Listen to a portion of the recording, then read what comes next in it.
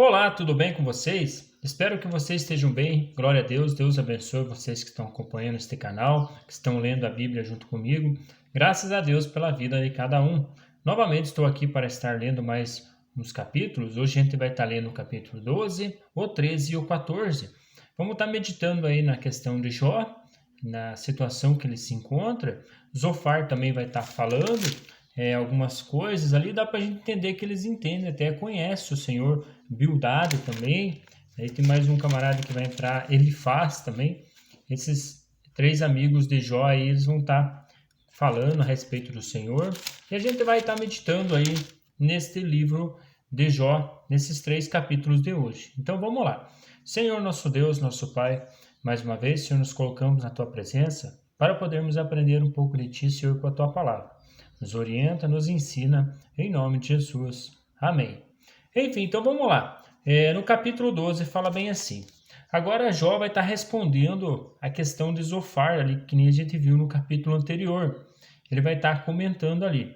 Então vamos lá. Sem dúvida, vocês são o povo e a sabedoria morrerá com vocês. Mas eu tenho a mesma capacidade de pensar que vocês têm. Não sou inferior a vocês. Que não sabem dessas coisas? Tornei-me objeto de riso para os meus amigos. Logo eu que clamava a Deus e ele me respondia. Eu íntegro e irrepreensível, um mero objeto de riso.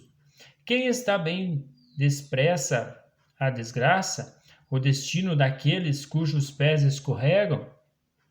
As tendas dos saqueadores não sofrem perturbação, e aqueles que provocam a Deus estão seguros, aqueles que transportam os seus deuses em suas mãos.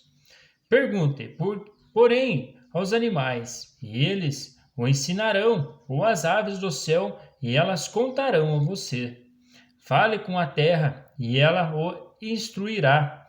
Deixe que os peixes do mar o informem. Enfim, ele está falando dá para entender, para estar meditando, olhando nos pássaros, no mar, nos peixes aí, e na terra, que a gente vai estar aprendendo também com eles. Quem de todos eles ignora que a mão do Senhor fez isso? Em sua mão está a vida de cada criatura e o fôlego de toda a humanidade. O ouvido não experimenta as palavras, com a língua experimenta a comida? A sabedoria se acha entre os idosos. A vida longa traz entendimento? Deus é que tem sabedoria e poder. A ele pertencem o conselho e o entendimento. O que ele derruba não se pode reconstruir. Quem ele aprisiona, ninguém pode libertar. Se ele retém as águas, predomina a seca. Se as solta, devastam a terra. A ele pertence a força e a sabedoria. Tanto o enganado quanto o enganador a ele pertencem. Ele despoja e demite os conselhos e faz os juízes de tolos. Tira as algemas postas pelos reis e amarra uma faixa em torno da cintura deles. Despoja e demite os sacerdotes e arruína os homens de sólida posição. Cala os lábios dos conselhos de confiança e tira o discernimento dos anciãos. Derrama desprezo sobre os nobres e desarma os poderosos. Revela coisas profundas das trevas e traz à luz densas sombras. Dá grandeza às nações e as destrói. Faz crescer as nações e as dispersa. Priva da razão os líderes da terra e os envia a perambular num deserto sem caminhos. Andam tateando nas trevas, sem nenhuma luz. Ele os faz cambalear como bêbados. Mas, no capítulo 13, meus olhos viram tudo isso, meus ouvidos ouviram e entenderam. O que vocês sabem, eu também sei. Não sou inferior a vocês, mas desejo falar ao Todo-Poderoso e defender a minha causa diante de Deus. Vocês, porém, me difamam com mentiras. Todos vocês são médicos que de nada valem. Se tão somente ficassem calados, mostrariam sabedoria. Escutem agora o meu argumento, prestem atenção à réplica. Aqui interessante, ele está falando ali, né, que até, digamos assim, que ele fala, ó, escutem agora os meus argumentos, né? Se tão somente ficassem calados, mostrariam sabedoria. Interessante, às vezes a gente ficando calado, às vezes a gente até passa por sábio, dá para entender desta forma aí. Vocês não vão falar com maldade em nome de Deus? Vão falar enganosamente a favor dele? Vão revelar parcialidade por ele? Vão defender a causa a favor de Deus? Tu iria bem se ele os examinasse? Vocês conseguirão enganá-lo como podem enganar os homens? Com certeza ele os repreenderia, se no íntimo vocês fossem parciais. O esplendor dele não os aterrorizaria? O pavor dele não cairia sobre vocês? As máximas que vocês citam são provérbios de cinza. Suas defesas não passam de barro. Aquietem-se e deixe-me falar, e aconteça comigo o que acontecer. Porque me ponho em perigo e tomo a minha vida em minhas mãos? Embora ele me mate, ainda assim esperarei nele. Certo é que defenderei os meus caminhos diante dele. Aliás, será essa a minha libertação, pois nenhum ímpio ousaria apresentar-se a ele. Escutem atentamente as minhas palavras, que os seus ouvidos acolham o que eu digo. Agora que preparei a minha defesa, sei que serei justificado. Haverá quem me acuse? Se houver, ficarei calado e morrerei. Concede-me só estas duas coisas, ó Deus, e não me esconderei de ti. Afasta de mim a tua mão e não mais me assuste com os teus terrores. Chama-me e eu responderei, ou deixarei-me falar, e tu responderás. Quantos erros e pecados cometi? Mostra-me a minha falta e o meu pecado. Por que escondo o teu rosto e me consideras teu inimigo? Atormentarás uma folha levada pelo vento? Perseguirás a palha? Pois fazes constar contra mim coisas amargas, e me faz herdar os pecados da minha juventude. Acorrentas os meus pés, e vigia todos os meus caminhos, pondo limites aos meus passos. Assim, o homem se consome como coisa podre, como a roupa que a traça vai roendo. No capítulo 14, o homem nascido de mulher vive pouco tempo e passa por muitas dificuldades. Brota como a flor e murcha. Vai-se como a sombra passageira, não dura muito. Fixas o olhar num homem desses, e o trará a tua presença para julgamento?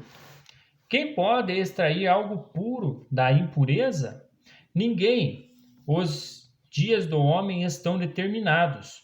Tu decretastes o número de seus meses e estabelecestes limites, que ele não pode ultrapassar. Por isso, desvia dele o teu olhar e deixa-o, até que ele cumpra o seu tempo como trabalhador contratado. Para a árvore, pelo menos há esperança. Se é cortada, torna a brotar, e os seus renovos vingam. Suas raízes poderão envelhecer no solo, e o seu tronco morrer no chão. Ainda assim como o cheiro de água, ela brotará e dará ramos como se fosse muda plantada. Mas o homem morre, o morto permanece, dá o último suspiro e deixa de existir. Assim como a água do mar evapora, e o leito do rio perde as águas e seca. Assim o homem se deita e não se levanta, até quando os céus já não existirem, os homens não acordarão e não serão despertados do seu sono. Se tão somente me escondestes na sepultura e me ocultastes até passar a tua ira, se tão somente me impusestes um prazo e depois te lembrastes de mim. Quando um homem morre, acaso tornará a viver? Dura todos os dias do meu árduo labor, esperarei pela minha dispensa. Chamarás e eu te responderei. Terás anelo pela criatura que as tuas mãos fizeram. Por certo, contarás então os meus passos, mas não tornará conhecido o meu pecado. Minhas faltas serão encerradas num saco, tu esconderás a minha iniquidade.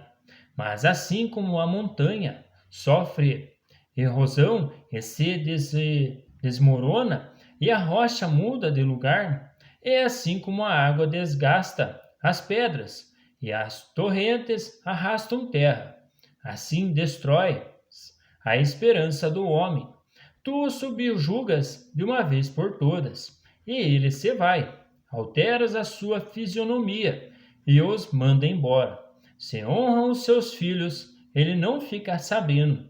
Se os humilham, ele não o vê. Só sente a dor do seu próprio corpo.